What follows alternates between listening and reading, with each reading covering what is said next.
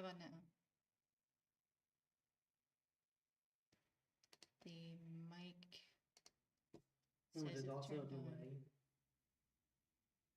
Oh, you are like, Huh? it's glitchy. What do you mean? Do you not see the frame rate taking moving yet? No. I hear you now. You can Wow, hear? that's a huge delay. Well, that's fine as long as there's a sound. It doesn't matter if there's a delay.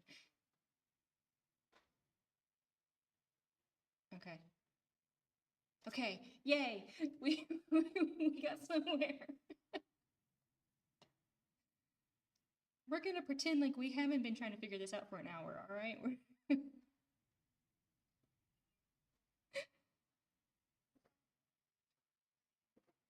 All right.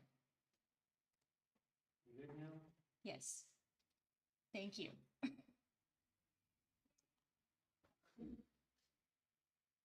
All right, I'm gonna tell people on TikTok that they You're could looking they just for need to a come over to fantasy YouTube rock- and talk to us.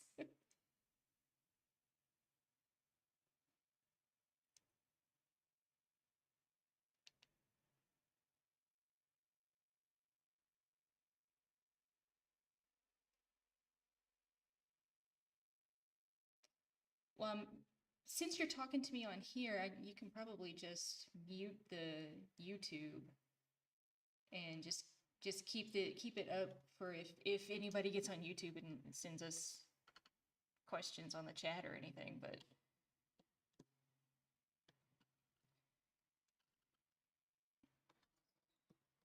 I think probably the best way to do this is I'm gonna start a TikTok live and just if anybody pops up to it, I'm just gonna tell them go to YouTube.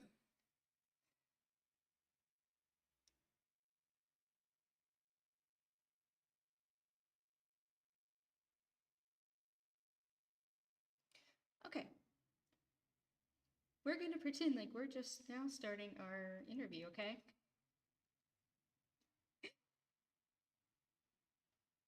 Let me turn up the volume on here. What? Can you pause your videos? You're very glitchy on YouTube Okay, but how are you gonna fix that? by fixing the video bitrate.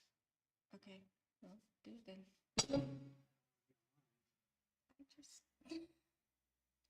I'm not gonna stop it again. No, just stop your video. I've got 2 videos going. What do you mean? Your webcam, put a pause on. Or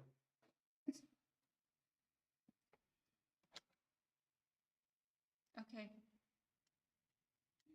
just for a minute.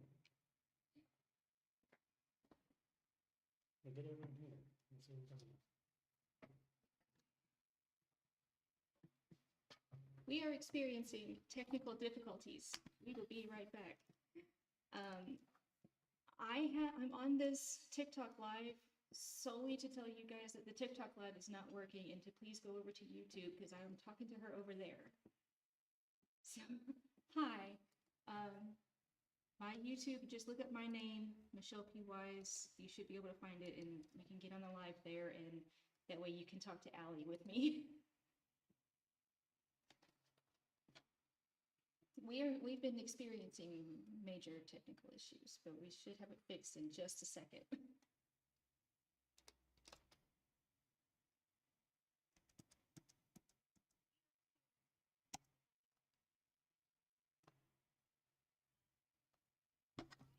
Okay, is it fixed now? Should be. You're running at 10,000 bit rate. Okay. YouTube requires 5,000. Okay, we're back. Okay. Anybody on the TikTok live?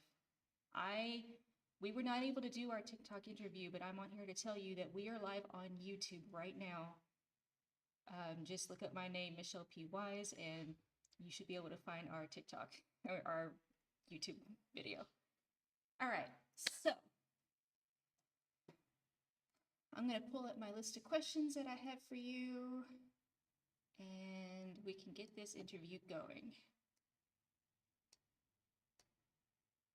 Do you know how, well, you said you haven't done very many TikTok lives, right?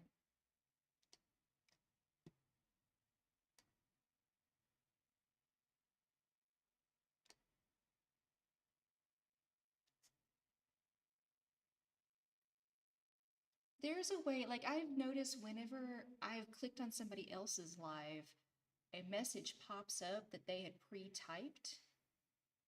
And I don't know how to do that, how to like set up that message. And I would love to just have it say, go over to YouTube. That's where we're actually talking, you know?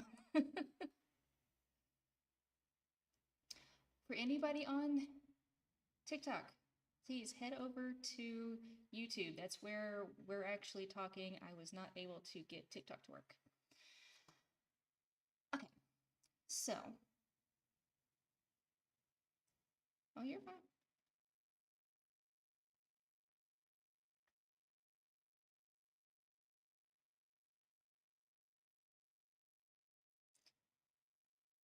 Yeah, it it worked yesterday and then today it didn't. Okay, well, so question for you. When did you first realize that you wanted to be a writer?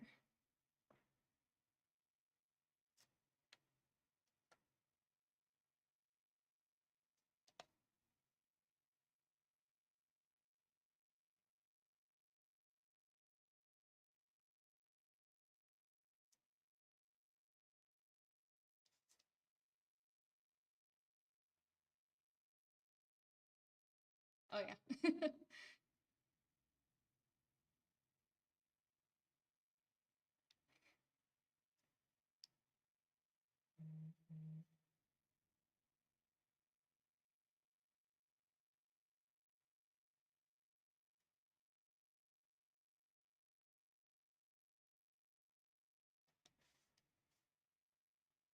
And I just remember, like, I'm dating myself, but I remember sitting at our old, it was like one of the early Apple computers, and like with the floppy disk drive, and I just remember sitting there and typing whatever came to my mind, and I remember writing like this script based on this game I played. And then I don't know, I just like kept writing these scripts, and then I wrote some stories, and I don't really remember as much anymore, but I feel like I was probably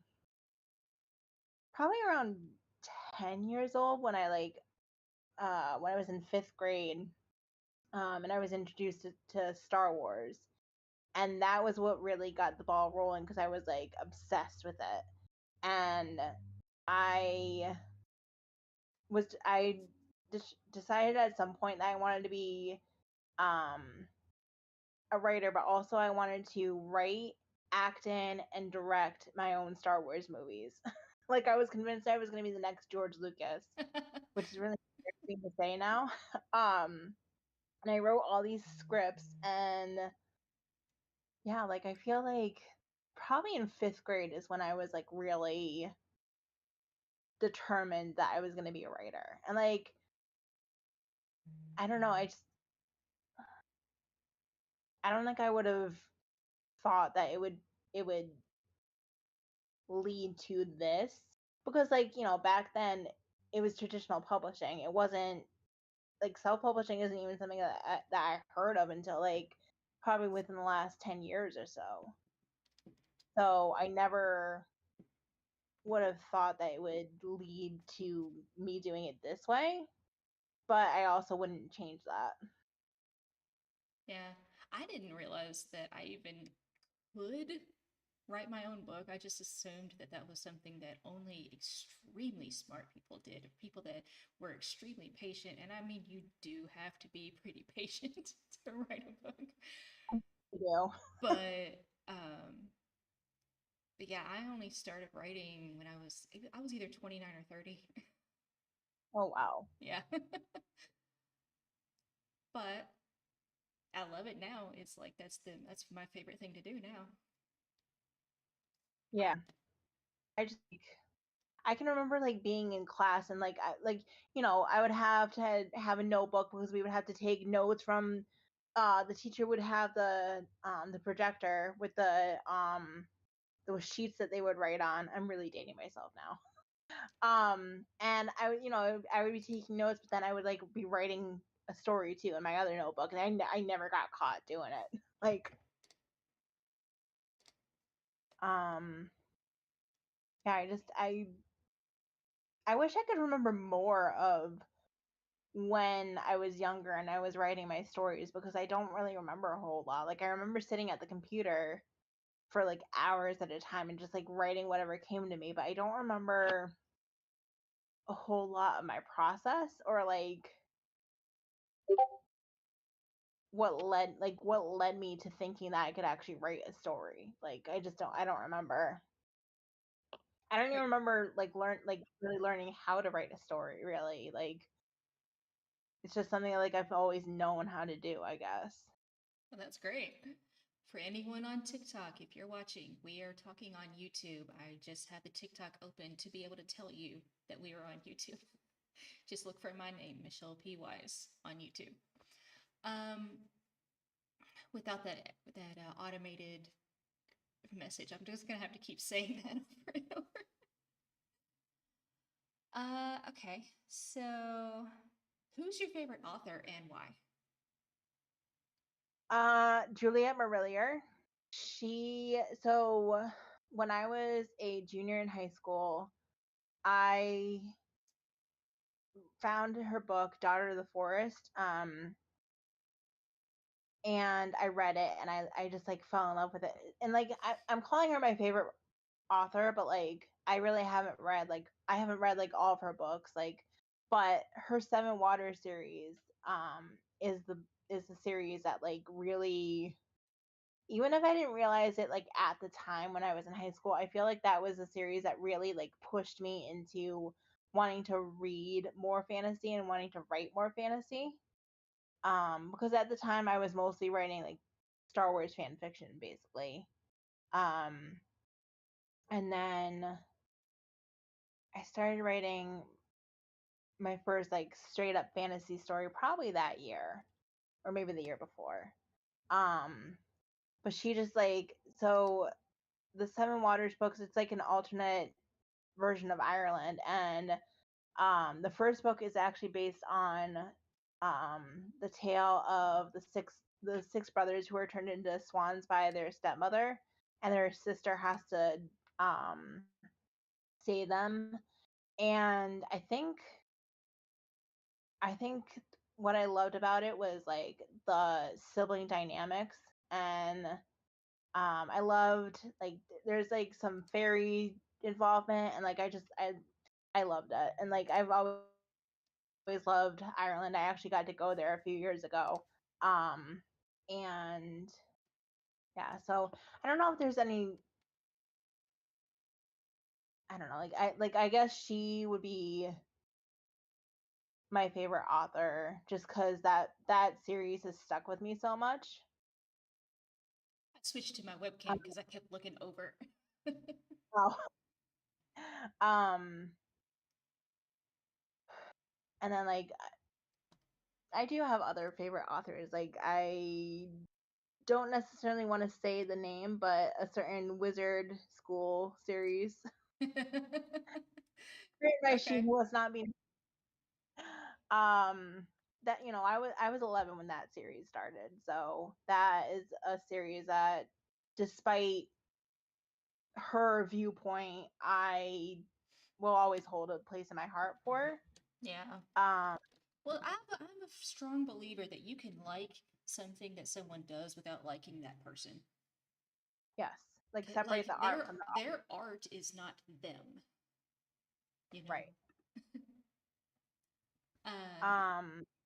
go ahead. Oh, sorry. You're fine. um.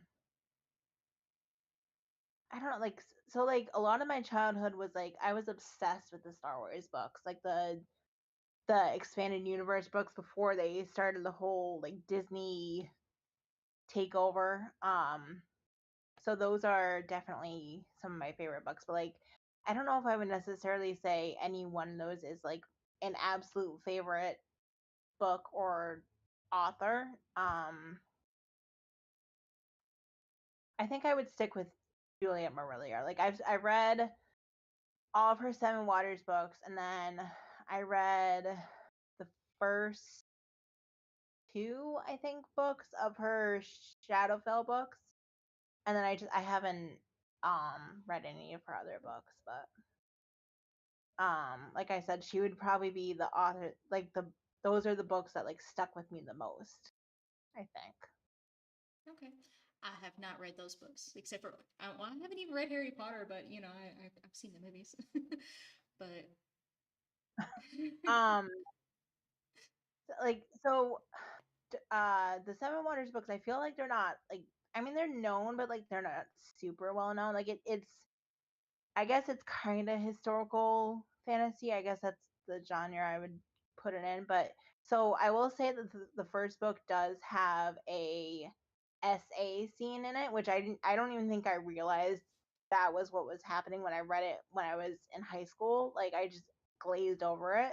But like everything else about it, it's so good. And like the fourth book in the series is also my favorite.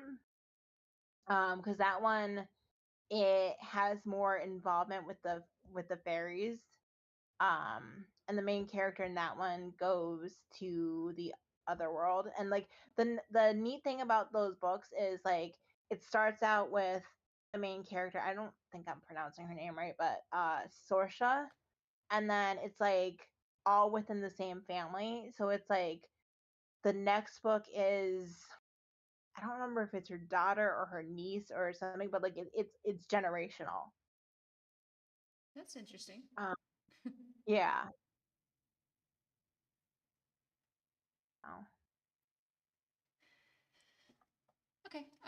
Well, back to your writing now. Like, how do you handle writer's block? Like, do you get it a lot, or Um,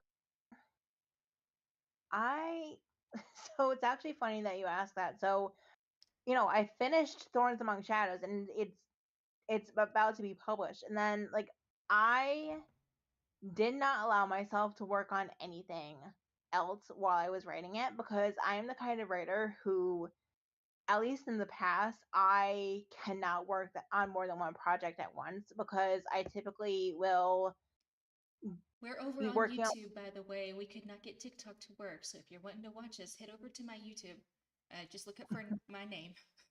We're having people send us stuff on TikTok. Oh, so I typically cannot work on more than one project at once because I'll be working on the one project and then I'll get an idea for a new project, and then like in the past I would abandon the current project for the new project. So I did not allow myself to write anything other than a short story for the last Worldsmith anthology. Um, so once it got to like last month, I was trying to figure out what the heck to write. I was like running in circles in my head because I would get ideas. I probably had like 8 ideas pop up, and um I would think about them for maybe 2 seconds, and then I would be like, no, I don't want to write that.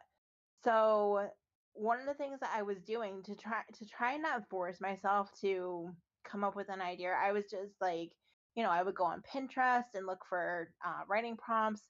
I would go onto Reddit, onto the fantasy writer subreddit, and see what was on there. And then a lot of the time, like if I feel like I don't want to be creative, I will just watch a movie, watch a TV show, and just like let myself relax without like constantly having to think about writing. And then when I do finally get an idea, it'll be like more natural.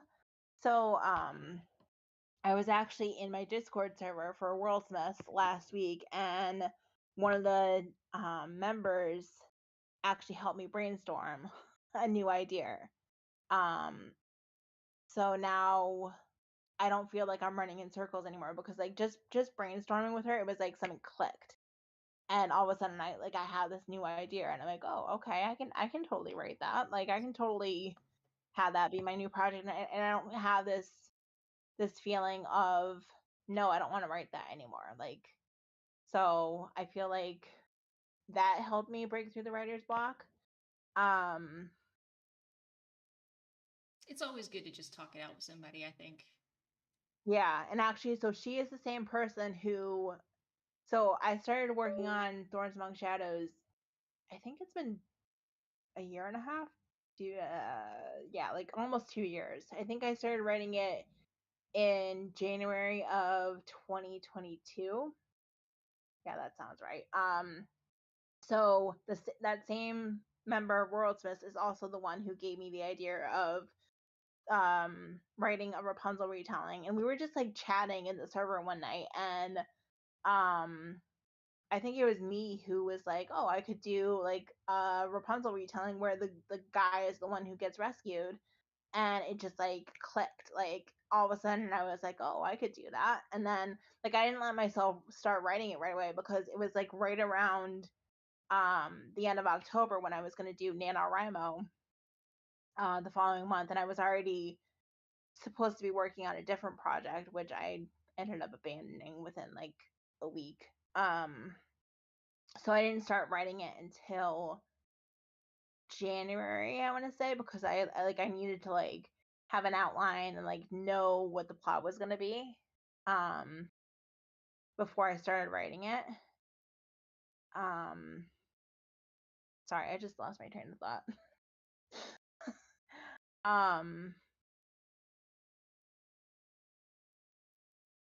I don't know what else I was gonna. That's okay. It happens. uh, okay, this is one thing that I struggle with. Do you find yourself being too much of a perfectionist when you're writing the first draft? Like you're trying to make it just perfect instead of moving on and getting the story out? Really. I think that so a lot of the time when I'm starting a new draft, I struggle We're with over on like YouTube, by the way. Just look up my name on YouTube. We couldn't get it to work on here. I'm just on here to tell you guys that we're over on YouTube. Sorry. uh, okay. Um oh, like so I feel like I usually struggle with like trying to figure out the actual first words of like the first chapter or whatever. Like I usually struggle to like make that perfect even though I know it's going to end up changing.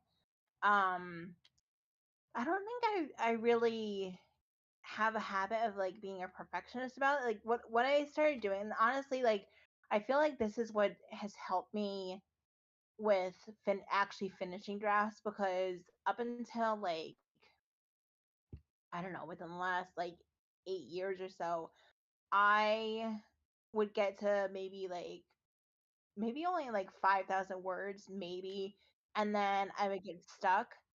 So what I started doing is like um if I'm writing and like if I don't have like a clear visual of what I want to have happen, because like I have to follow an outline, but it's not like I had to follow it like to the T.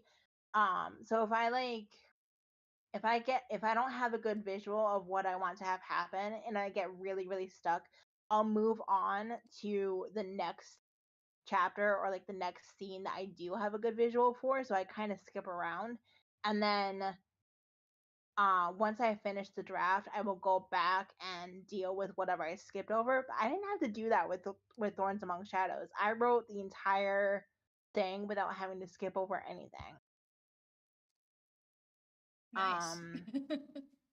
Yeah, I mean, there were definitely some other struggles as far as like the plot went, but as far as like being a perfectionist goes, like no, I don't think so.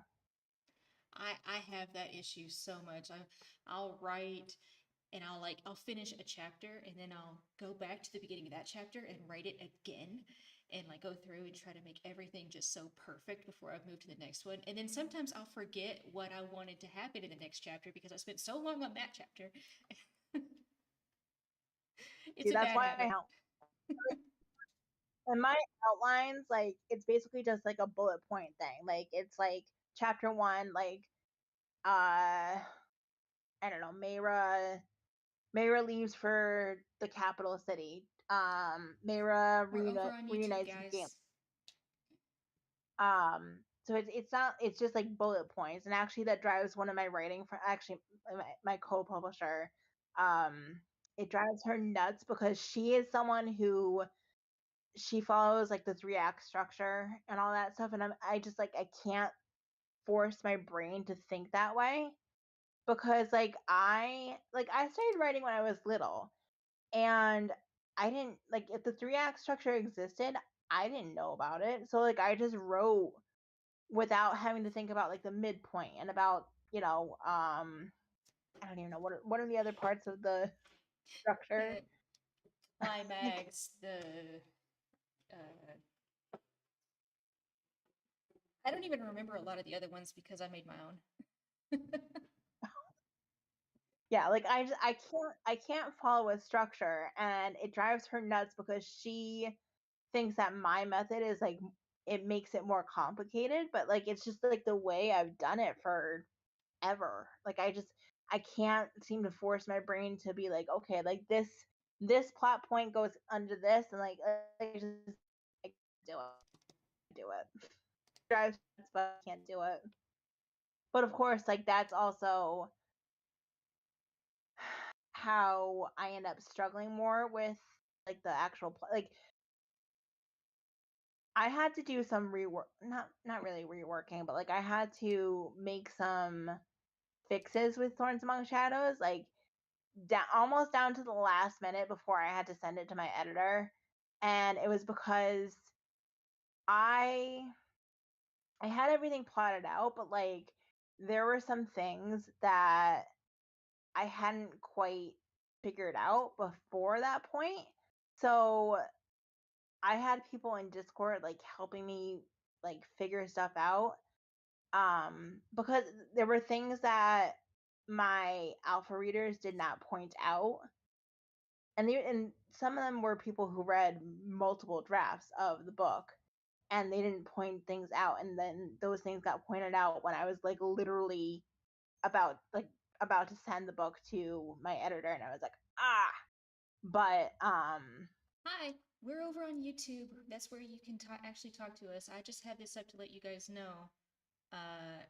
Just look for my name, Michelle P. Wise, on YouTube, and we're over there. We couldn't get it to work on TikTok. TikTok, come join us. Yeah. Um I don't know. I was just rambling about something. uh Not being I able don't to know. use a plot structure. Yeah, but I can't do it. It drives my one friend nuts, but because she thinks it's more complex the way I do it, but I can't. Well, you use what works for you. You know, there's no one Right. right way to do it. Right. And like I guess if I had like and she's read a lot of books on writing, whereas I have not. Like I don't really have the interest in doing it. And she's also listened to oh, what's the podcast called? There was a podcast that Brandon Sanderson did with several other authors, and she listened writing excuses. Um so she listened to that, so she learned a lot through that, but I haven't done that. Like I'm too set in my own ways for my own good. If it works, it works. If it ain't broke, don't fix it, right? You know what? I have this now as a result. So You do. Congratulations. That uh okay, how do you develop your characters? Like, do they just pop into your head or do you sit down and think about what kind of character would go with this story or um just pop into my head. Well, I guess it depends. Because sometimes the character comes first, but sometimes the plot comes first. Like Thorns Among Shadows, the plot basically came first because it was the prince being rescued by the girl, but then I had to figure out who the girl and the prince were. And I feel like I knew almost we're immediately who over on Mayra was. YouTube. Please go head over to YouTube and watch us. We couldn't get TikTok to work. Go to my YouTube, Michelle P. Wise. As soon as anybody comes Um, in, I just tell them I'm sorry. okay. Um, I feel like I knew who Mayra was pretty quickly. Um, I I also have a bad habit of not really making a huge effort to try and develop my characters like before I start writing. Like typically, I guess my first draft is my attempt at developing my characters because I learn more about them while I'm writing rather than, writing out this whole biography kind of thing where it's like the age, the backstory, like all that kind of stuff. I pretty much use my first draft to figure that stuff out. Okay. I do a combination. I have like sometimes the character just pops into my head, and sometimes I'm like, oh, Booth from that show Bones, he would make a cool character, and I kind of like think about him when I'm like change him a little bit. Yeah. Uh, what about your plot? Like, well, I mean, you already talked about your plot, but like, actually, what made you think of doing? Was it like Rapunzel and Merida mixed together? Well, so it wasn't like intentional for it to be Rapunzel and Brave mixed together. It was more like okay, so that video that I posted on TikTok where I said it was what would happen if Brave and Tangled had a baby. That was based on what one of my ARC readers said in a review. So I can't take full credit for that, but I do agree with the comparison because I mean, you take away the Scottish accent and some of the other elements in Brave, and you basically have Mara. Like they even have similar names to Uh-huh. like Merida. Not intentional, but don't come at me, Disney. I'm a poor author. Don't come at me. Um, it wasn't intentional, and then I got that arc review, and I was like, oh yeah, like I could totally see that, and I just kind of decided to try and use that as like a marketing angle because people love those movies. Um, I love those movies, both those movies. But yeah, I didn't really realize that that was a good comparison for the book until it was written and until I got that review. Okay. But you did set out to make a Rapunzel retelling. Yes, yes, That that part was intentional. It was just like the Brave influences that weren't intentional. And actually, there's even kind of an Alice in Wonderland sort of thing in the book too. Like it's a small reference, but it's there. okay, cool. Also not intentional. It was just like the way I wrote that particular thing. I'm trying to not be spoilery, but um uh yeah, I don't think there's a way to do it without being spoilery. So go read the book when it comes out on November 12th, and you can find the reference. I certainly will. uh, how does the magic system work in your book? I saw somewhere that there's magic in it. Yeah, so there is some magic. It's mostly, oh god, this is another spoilery one. Well, if you don't It's want to answer a question, you just don't have to. no, it's there's shadow magic. I will say that. And the queen. So Galen's stepmother is the evil queen, and she does something involving shadow magic. Um, I'm terrible at thinking on the spot like this. Yeah, I'm gonna leave it at that. There's something involving shadow magic with the queen. I'm gonna leave it at Okay. that. And there's really not like a whole lot of other magic besides that. Because Mayra does not have magic. There's fairies, but they don't really use a ton of magic either. I mean, other than like flying around. Um, Actually, it's more like little bits of magic. It's not like a whole. There's not enough for there to be an like a massive magic system really. It's basically just the shadow magic, Okay. which would be spoilery for me to go into details for. So No problem. Uh, since we're talking about the book, I'm gonna skip down to those questions. Did you have a list of tropes that you included in the book, or do you? I didn't even know that tropes were a thing at first. I was really, yeah. So let's see. Childhood sweethearts. He falls first. Romance but no spice.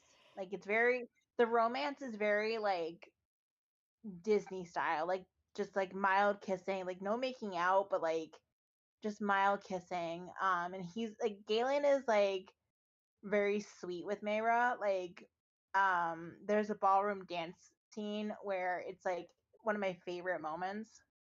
Um, what else is there? Obviously fairies. There's a happily ever after. Evil stepmother. Uh, Kingdom in trouble. Um, strong female character. Mayra is a pretty strong. Like she's good at thinking on her feet. And she uses the knowledge that she has of the Fae to her advantage when she has to. Um, she's resourceful. I don't know what other tropes are there. Is there anyone that's watching that's read it? Dang, where'd you go? me. Oh my. Is she still in the chat? Who? Tang. Oh, I didn't see her when we came back. Like after I Yeah, had to no, leave. I Haven't think seen she her since disappeared. then. Yeah, I think she disappeared. Oh well. So yeah, I would say those are the main tropes. Um, Those sound good. yeah. How do you come up with the names for your characters? Oh God. So I think I just went on like so I have what I call an idea journal where I just like I'll write down like like title ideas and like because before NaNoWriMo exploded in the last year, I used to go onto the forum and they had an adopt a plot section and an adopt a title and all that stuff, and I would write stuff down.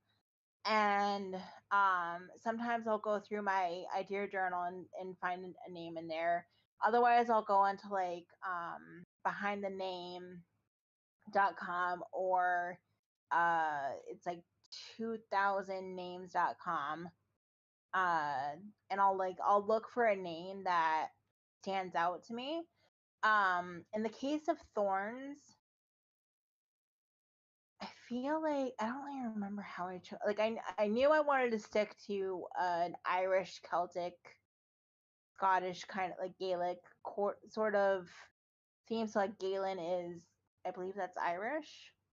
Um, and then Mayra is actually a Jewish name, I think, which I don't think I realized until like way after, but I fell in love with that name. So like I think it's like I'll look at names and I'll just kind of get like a feel for whether or not I think it fits the character. Even if I don't know a whole lot about the character yet, I just kind of get like a feeling about whether or not I think it fits. Um, and I don't usually like follow a naming convention, which I probably should, but it's more like what I think fits the character rather than like, doing a deep dive on whether or not there's a meaning to it. Um, so yeah, it's more like a feeling than Same. anything. Same. I get on fantasy name generator. I'll go on there too, but like a lot of the names are kind of like Odd. too silly for me. Yeah. Like a lot of like especially like the title generator or like I don't know. There's something on there. I feel like that I can't take seriously as a name. Oh, a lot of times I'm just sitting there, click, click, click, going through, seeing all the weird ones, but every once in a while one pops up and it's like, ooh. Yep. Um. Yeah. So that's mainly what I do is I'll go into those websites, but I'll also go into my idea journal. I actually God, how long ago? I had a project. I think it was like in 2016, 2017 that I was writing that I have abandoned. Probably will never go back to. Where the two main characters were named Merrick and Aris. And those names I remember finding in my idea journal, and I was like, "Oh yeah, I like those names." And they just like clicked for those characters. Do you have a favorite secondary character in your book? Uh, oh God, I so the consensus from the people who've read it so far seem to love. I have a character named Garvin who he's like an owl fae creature. Um, and people seem to love him.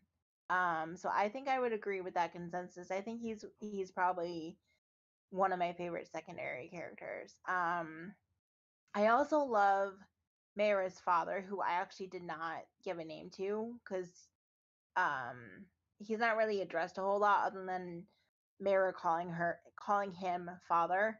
But I love the relationship he has with Mayra. It's very sweet. Um, and like their bond is very strong. So I think he is definitely one of my favorite characters, and he has a few lines that I was like I was really proud of myself for writing them. So That's cool. And how many drafts did you do of this book before you decided oh, that it was finished? And how do you decide that it is finished? okay, so I started in January of 2022.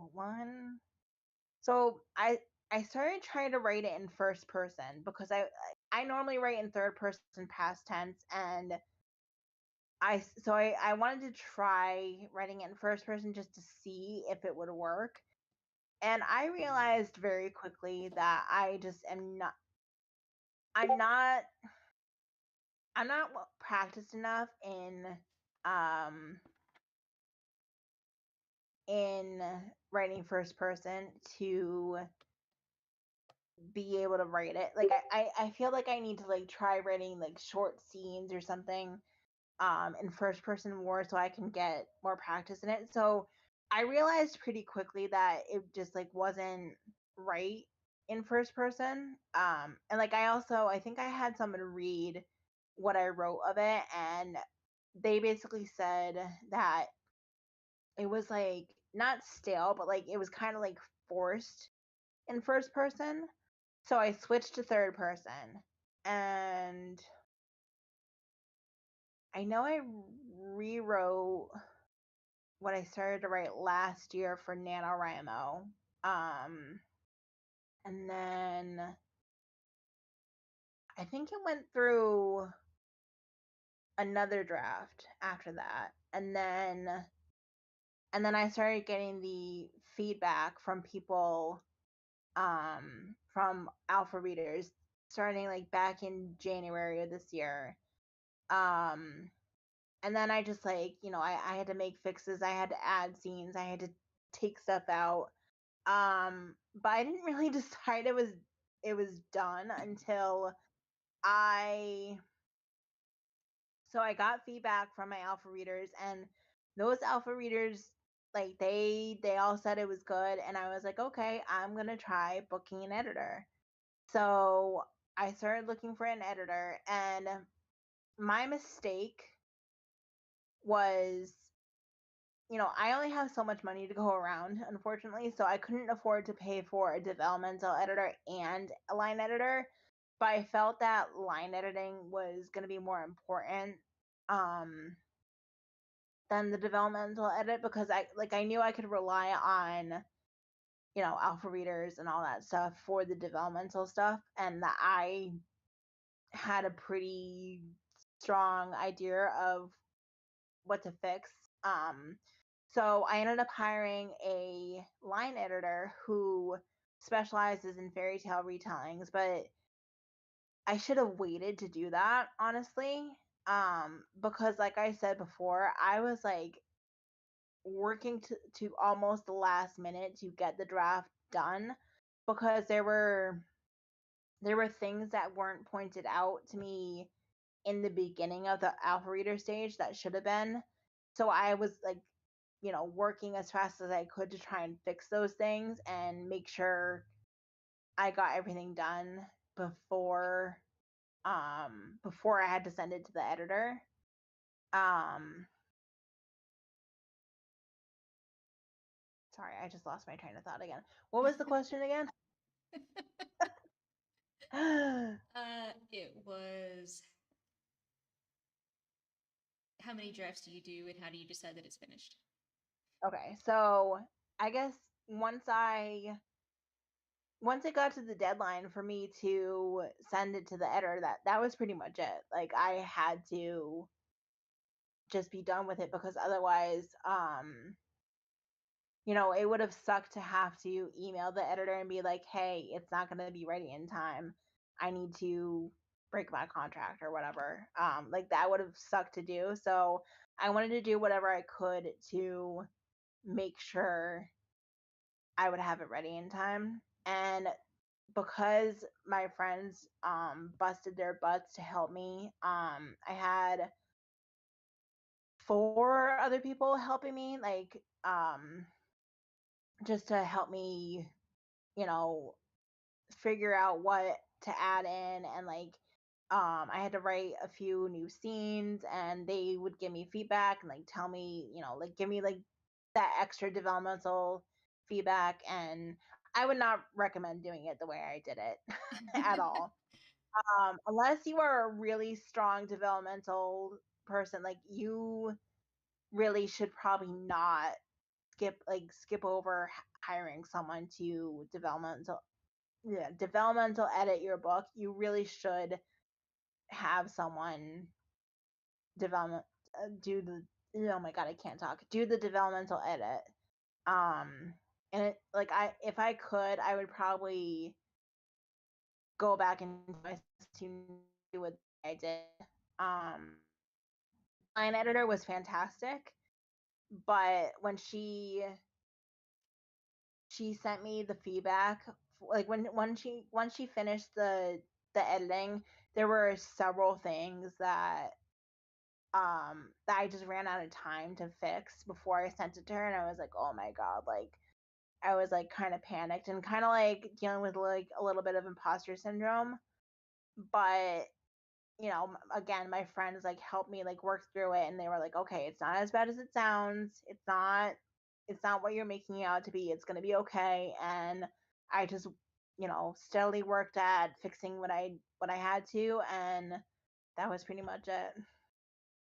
So um before you sent it to the editor, was it just that like the people that you had reading it were giving you less and less issues? So therefore you were like, okay, maybe it's okay to send to the editor now? Or I mean, okay, so to be fair, one of the people who read it during the last rounds of alpha reading, she is more knowledgeable about like the historical aspect, because like it's a pseudo medieval setting. So you know technically there are things that I took liberties with, because of it being pseudo medieval.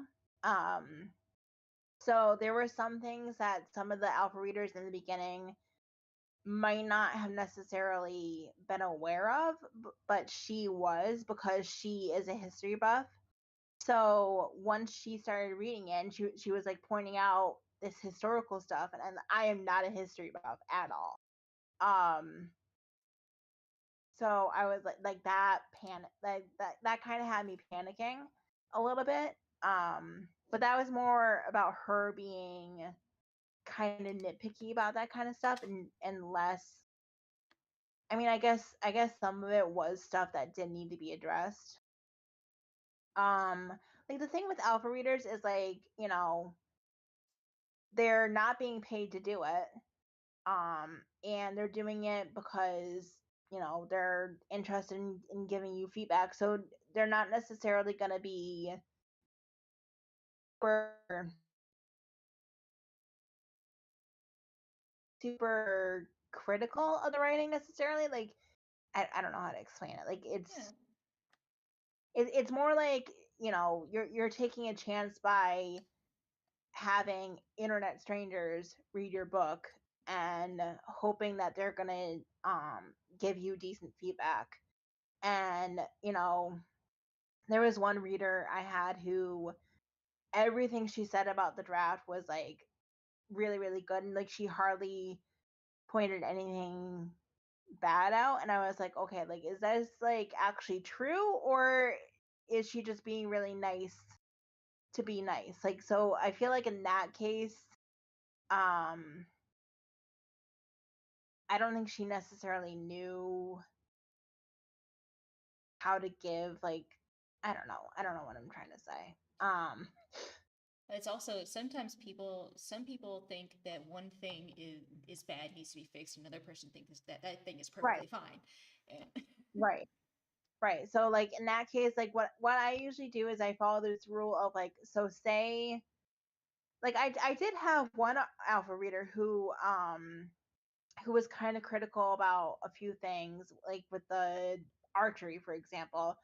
And it seemed like she was being kind of nitpicky, but then like none of my other readers were being nitpicky about that thing. So I was like, okay, like just because one person says it, it doesn't mean it's true. But if multiple people are saying it, then you should probably, like, I should probably be taking it seriously and be like, okay, how do I fix this? right. So it's like, one person can have their opinion, but when multiple people have the same opinion, then you should take it seriously. Yeah. And that's what I tell people in my Discord server too, like the people who are newer to writing, is like, just because one person says this about your book or whatever, it doesn't necessarily make it true until you get feedback from other people saying the same thing. And what is the best feedback that you have received from a reader? Did you get like any glowing reviews yet? I know it's not been Oh yeah, published, but I've gotten lots of glowing reviews. I did get one star review, which I was kind of surprised about, but whatever. So I actually, one of the people in my Discord server who was one of my alpha readers, they said that I should reach out to hi, head over to YouTube to watch us. I'm just on here to tell you that we're on YouTube at Michelle P. Wise. um they told me I should reach out to book bloggers to request that they review the book. And I was like, okay. So I emailed maybe 5 people, and I got a response from 2. And one of those people, she is not super well read in fantasy. So she not only said yes, but she sent me the review. I think it was at the beginning of the month of this month. And she gave it a 5-star review. And it was just like glowing. And what'd she say? She said something about the writing. And I was just like shocked to read that, because like, it's one thing when your friends are saying that your writing is fantastic, or your family, they're going to say kind of thing. But for a total stranger, like, and like for a book blogger who has a big following to say everything that she did about the book, like, that is huge to me. Like, that's just like, you know um what's the word for it, like, like almost hard to believe. Like Yeah. You're gonna have to tell me where you found these book bloggers. I will definitely do that. I actually have a whole Excel sheet full of links and stuff, so I can send that to you because That would be amazing. and there like I really like I kind of fell off the ball with emailing more of the book bloggers, but like you have to like word it in a certain way kind of and like some of them like you know they want certain information. It's like it takes a lot of brain power to write those kind of emails. So my friend is the one who helped me write um the book or the requests, and I got lucky with that one. Like for that person, for that particular book blogger to have said yes and to give it a 5-star review, like that's pretty big. That's like a huge accomplishment for me. That's good. Yeah. Wow. So hopefully the reviews continue to be good, especially once it's up on Amazon. Because right now the reviews are mainly on Goodreads. So hopefully once it's up on Amazon, which Amazon doesn't let you leave, like it doesn't let you leave reviews until the day it's released, which is annoying but understandable. So hopefully that trend continues once it's actually released.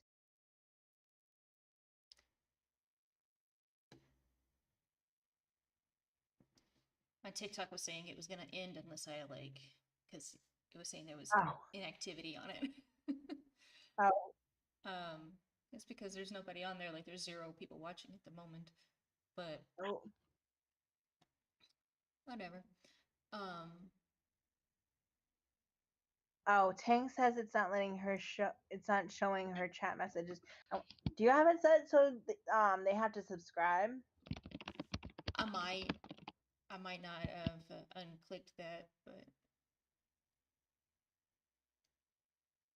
on YouTube, you mean? Yeah. Yeah. Oh, now she's saying. Okay, now she's in the chat. Tang is the only person in the chat.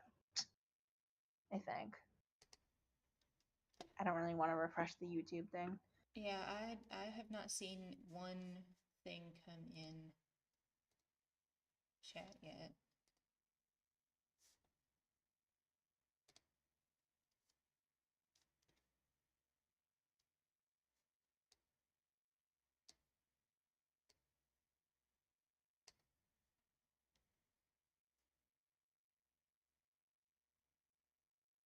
Yeah.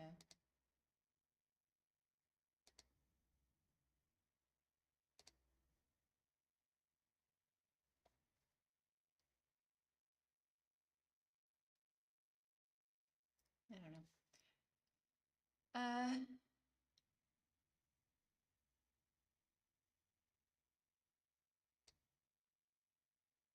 what do you think is the best thing about being an author?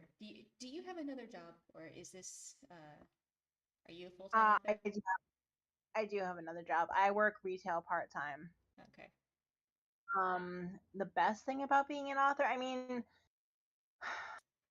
okay, so like I technically I guess I have been an author since 2021 when the first anthology came out. Um but I feel like this is really my like I'm not discluding that at all, but I feel like, you know, having this book now is really gonna help make me more of an author, I guess. I don't know. I'm not really phrasing that right, but so I haven't really like experienced a ton of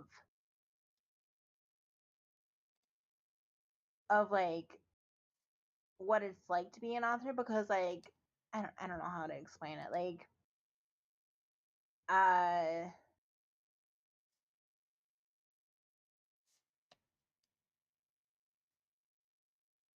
I don't know. I don't know what I'm trying to say. I mean, technically, you're um an author when you very first start writing. true, true. So then that would mean I've been writing for 30 plus years. Yeah. Um um I don't like the best part of it. just like that feeling when you're writing and you're like excited to be writing whatever scene you're writing, whatever chapter you're writing, and you're like, oh, like that's it. Like just like that feeling of excitement where you don't want to stop writing. And you can like I'm someone who, like, when I'm reading a book or when I'm writing one, I visualize it in my head like a movie. Yeah. So when it's like when it's translating from my brain to the page, like that's what's exciting for me. So like with Thorns, I knew one particular scene towards the end that I knew I wanted to have happen, and I knew the way I wanted to have it happen. And I was just like so excited to finally get to that point. Um and like that feeling of excitement and knowing that I was finally getting into it, like that's one of my favorite parts of being an author, is like just like being excited for what I'm writing and not feeling like it's a chore. Like I've definitely had projects where it felt like a chore. Like I have a project that I don't know if I will ever go back to, despite what one of my friends insists on. I was working on for God, probably 4 years before I finally abandoned it, and it got to the point where it was a chore, and it just like wasn't fun to write anymore, because like I kept struggling with the plot and figuring out how to make it right. And when it feels like a chore, it gets to the point where you have to decide, okay, do I want to keep going with it? Do I want to keep trying to rework it? Or do I want to shelve it and see if I can come back to it at some point? And that's what ended up happening with that project, is I shelved it, and I like the characters. I just don't know. I haven't, like, the idea for the plot wasn't quite what it should have been, and I kept reworking and reworking and reworking it. Um and I feel like I need to find a different story for those characters. So yeah, when it gets to the point of it being a chore, that's when you need to take a step back and be like, okay, what do I want to do with this project? Do I want to write something else, or do I want to keep going? Um, that would be my least favorite part, when it becomes a chore and it's not as fun to write anymore.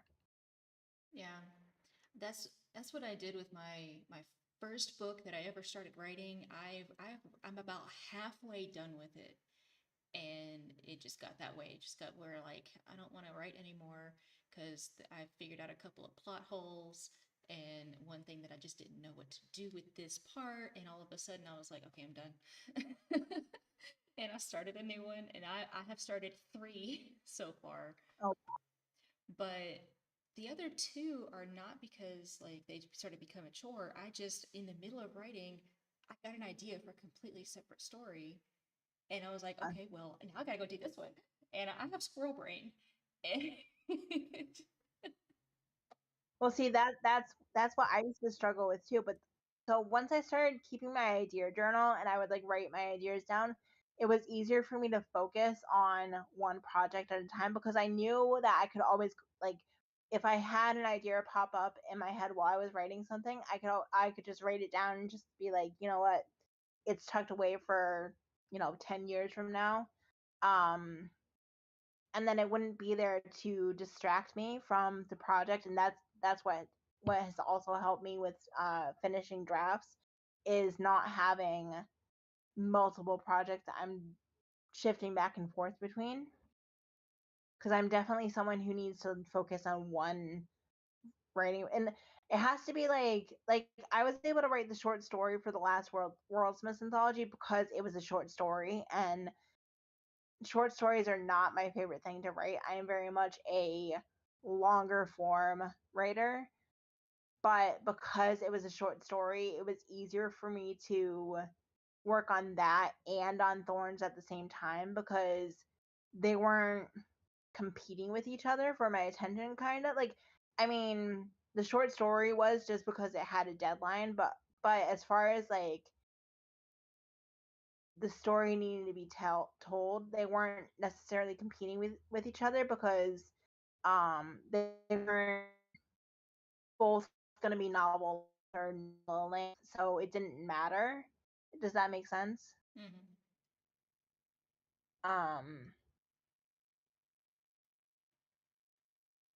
yeah, so I typically cannot work on more than one project at once. Like, so I was I was watching I have like free channels through my Samsung TV, and one of the channels plays Charmed episodes of the 90s show, and there was an episode on last night, and I was watching it, and I was like, huh, I kind of like the idea of writing about three sisters who have like this magical bond. And I was like, okay, like I can't write that right now, but I put it into I have my own channel in the Worldsmiths Discord server for where I like brainstorm stuff. So I just wrote the idea in there and I pinned it, and that was it. I'm not allowed to think about it until after this next project That is. is a good idea. Yeah. I have a note, the little notes on your phone. I go in there Yeah. and whenever I have just any idea, I just write down, this person should do this. But Yeah, sometimes I do that too. Like especially if I'm laying in bed, um, and I'm starting to fall asleep and I get an idea, like I'll go into my notes. But of course, half the time I don't do that because I'm falling asleep and I'm like, oh, I don't want to open my phone, and then by the time I wake up, I forget the idea. So, well, what I do is when I'm writing, I don't ever go and look at those notes. mhm. I have so many notes in there, but I never actually use them. I never go and look at them when I'm writing and, oh, what did I say that should happen? No, it's in there. I just never use it. I should. I need to get into better writing habits. Maybe I'll actually finish a book. Uh,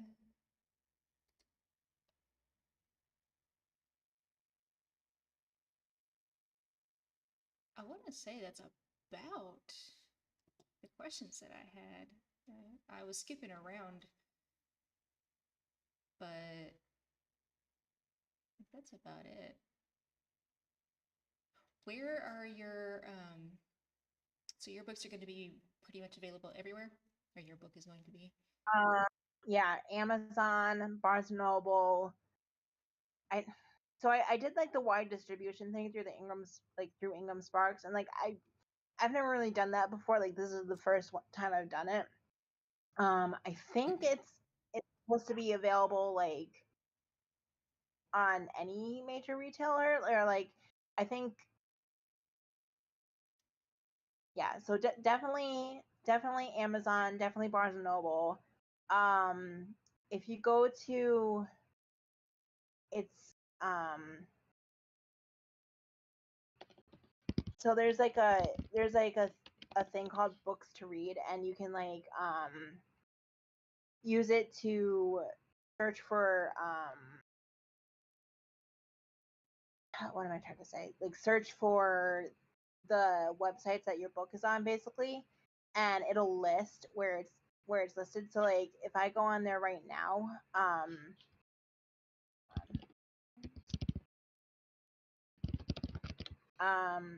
oops, I just did it.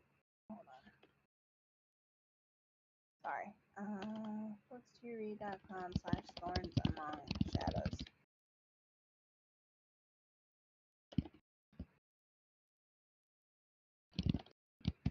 What is happening? It's not working. Sorry. Oh, I can't hold any technical issues against you, trust me. There it is.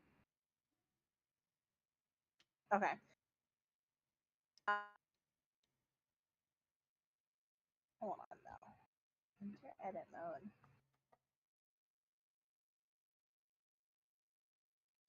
If anybody's on here, we're talking over on YouTube. Just look up my name on YouTube and we're on the live there. Here we go. Um,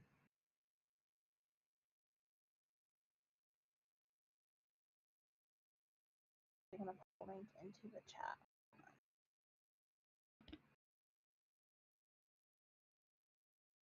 It's available on Nook. It's available on Smashwords. It's available on Apple Books, I guess. Or it's up for pre-order on all those.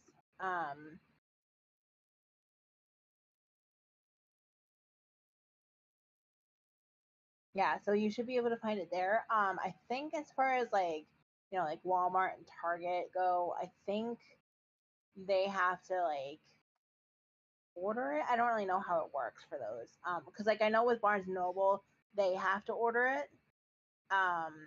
Which actually means me having to put my big girl pants on and like go into the store and be like, hey, do you want to carry my book?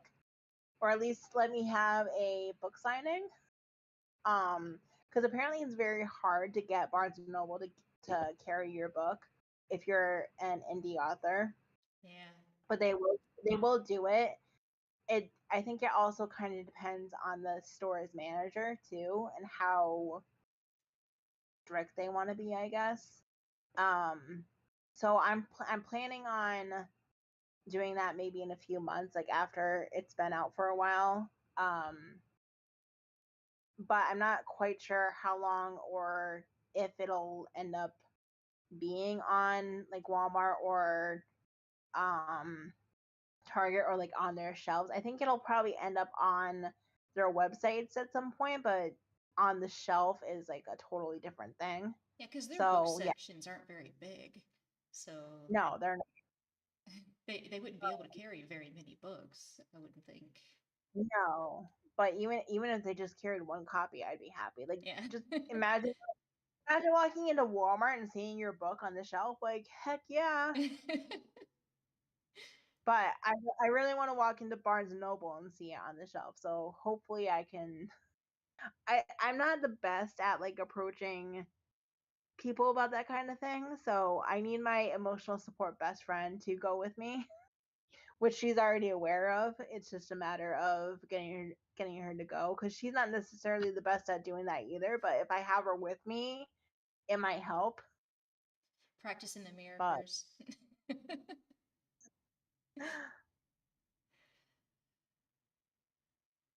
I had another question I was gonna ask you that I looked at a second ago. What was it? Oh, do you already have another book planned? so like I said before, I had like I was last month I was like running around in my brain trying to figure out another idea, but as of last week, because I brainstormed with one of the Worldsmiths members, I have the beginnings of a plan for another book. It's gonna be a retelling of the Six Swans story. I don't really want to give too much away. That's fine. Except it has to do with owls instead of swans. Cool. And so like normally November would be when I participate in NaNoWriMo, and you know I would be working on writing a brand new draft, but Worldsmiths is doing its own version of NaNoWriMo, which is because of all, I don't know if you've heard about Oh the yeah. controversy. Yeah, okay. So we are doing our own version of our own challenge where we're calling it Write Vember, and basically you can choose your own word count goal, and you can write whatever you need to, like like a D&D campaign, or like homework or work, or like outlines and notes and that kind of thing. So that's what I'm using November for, is to work on doing some world building, and also like actual, like I have the general plot figured out, but I don't have tons of details for that plot figured out. So my main goal is to get to the point of having a complete outline. Like I have to have chapter 1 to chapter whatever a finished outline. Like I've found out the hard way that I have to have a finished outline. I can't just like write half of the book based on whatever I have outlined and then wing it. Yeah. I found I found that out the hard way during NaNoWriMo a few years ago when I tried to write a sequel to the book that I mentioned before that became a chore, which I had no business trying to write a sequel to that book when that book wasn't even like done. But I tried to write it and I didn't have a finished outline because I didn't finish writing the outline in time, and I thought I could just wing it, and turns out I could not just wing it. Um so once I get to the point of having a finished outline, then I will switch gears during November and I will um start writing the draft and see what happens. So that will be my next project is the Six Swans retelling. That's cool. So And is it's it? Go sorry, ahead. go ahead. Oh, I was just gonna say, is it tied to this book in any way, or are they I completely was separate? okay. It's a prequel, Okay, cool. but it's a backstory to a secondary character in Thorns. That's awesome. So yeah, so we're gonna see how it goes. I feel like I have vague ideas right now, so I'm not feeling like 100% about it. But I don't feel like I'm not at the point where I'm like, okay, I want to abandon it. Like I don't have that feeling like I did for the last like month because I had like probably 8 ideas for different things pop up in my head. Like have you seen the movie Willow? Oh, it's one of my top 10 favorite movies of all time. Okay, have you ever seen the show Firefly? Oh yeah. Okay, so it was gonna be I like a noticed your icon on Discord, by the way. I love Kaylee, she's my favorite. I named my dog River, so Really? Funny. So I had an idea for basically Willow meets Firefly, God, kinda. I will eat that up. No, I will. That's an instant buy. I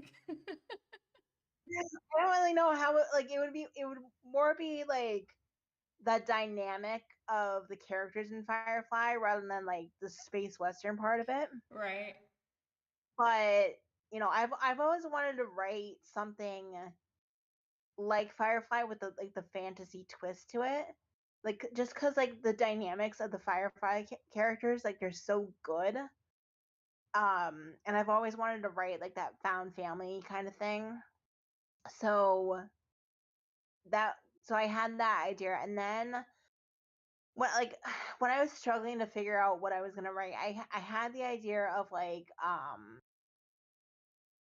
this girl who's like a villager and she is watching as this procession of prisoners gets brought towards the gallows, and there's a little girl that's in the line of prisoners, and the girl who's watching is like she's drawn to this little girl who's a prisoner to be hanged.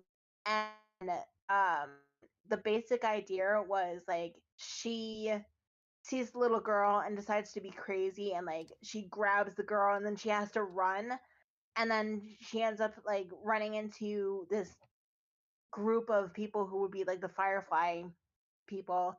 um and they're like, oh yeah, we've been looking for this child, like she needs to be protected, like so kind of like the thing with Willow where he needs to protect Alora Dannon because she's a princess and she has to be like restored to her crown, and she has to be kept from the evil queen, like kind of like that. But like I didn't let myself dive too deep into figuring out beyond that. I had the idea and then I was like, I don't want to write this right now. So I do have that idea, like waiting to eventually be written. That sounds like me. Um, Yeah, I've got 3 of them, so. yeah. um, and then yeah, so I think I figured out that retelling seemed to kind of be my. I mean, granted, I've written one, exactly one, but it kind of seems to be where I should stick, like what I should stick to because they're really popular right now. Like there's Akatar, there's all sorts of retellings out there. Yeah. So I don't feel like that popularity is gonna go away at all. So if I can like get a bunch of retellings written, then maybe have found my niche. Yeah. And novellas seem to be my sweet spot too. Like I would love to write some, you know, 100,000 word novel, like beast of a novel, but I am not. I don't think I'm meant to write longer, like long books like that. I think novellas seem to be my sweet spot for word count. Oh, is Thorns Um, actually a novella? I thought it was a novel.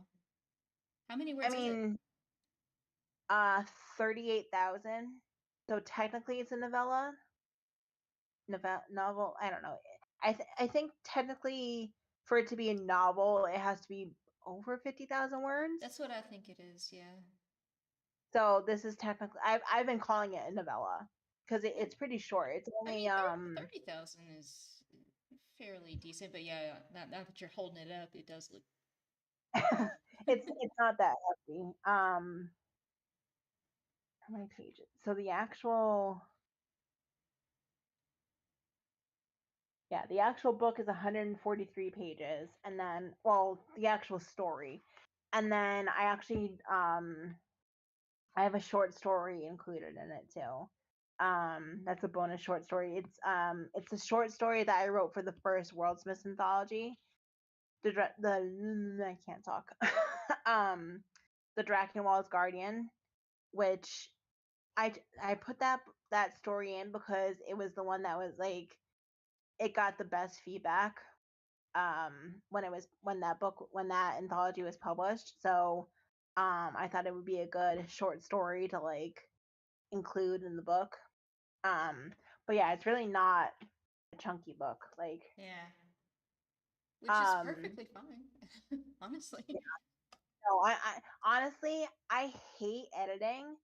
So the shorter the book, the better for my sanity, honestly, cuz I'm not a strong editor at all. Like I did okay with it when I was having to edit Thorns, but like I said, there were definitely some things that I should have edited, like I should have addressed before I sent it to the editor.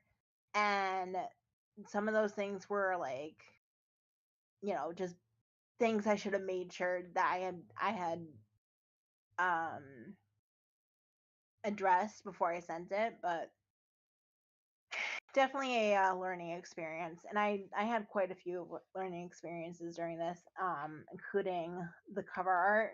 Um yeah, I'm gonna leave it at that as far as the cover, but it was definitely eye opening as far as finding a cover artist uh who was gonna do what they said. I'm gonna leave it. Yeah, yeah. I'm gonna leave it at that because I don't want to be too public about it, but yeah. But I mean, she did do a great job. Like this artwork is actually gorgeous. Yeah, it is. And I could definitely Um, see the Merida vibe. just a little bit, like just a little bit unintentionally, but yeah, it's there.